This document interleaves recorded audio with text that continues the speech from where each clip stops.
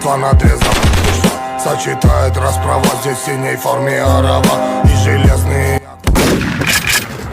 چی گفته کنتو خر نمیکشه؟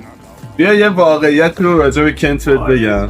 کنت قرمز رو که همه میشناسن، اگه بقیه کنتا رو میشناسی تو جهنم میبینمت. مثلا کنت 8 یه زمان کنت 6 سوئیسی بود، الان داره تو ترکیه تولید میشه. یا مثلا کنت 4 خیلی طعم مطلوبی داره به خاطر نیکوتین قطران 4ش. کنت پلاس میدونستی 3 مدله و کنت ویوا 2 مدله. حالا اینا هیچی. کنت پاور الان بهش میگن کنت سویچ. یه زمان پاور 5 داشتیم، کاسبای قدیمی میدونن. پاور 8 حالا بسته‌بندیش هم عوض شد به مرور زمان. بعد از این کنت پاور 2 تا میکس زد، میکس لیمو ترکونده بازار رو، میکس آروما هم هستش. وینستون نتونست پاوراشو ادامه بده، اما کنت همچنان داره ادامه میده، پرقدرت هم ادامه میده.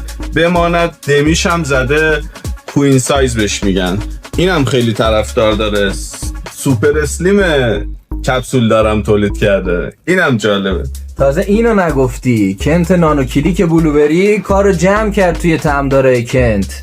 علاوه بر اونا نانو 1 داریم و نانو 4. دیگه هم لازم نیست پاکتی 100,000 تومان بدی اولترا و لایت سوپر اسلیم بگیری، فقط با پاکتی 50 تومان سوپر اسلیم اولترا، سوپر اسلیم لایت. کنت کشای محترم حمایت کنیم.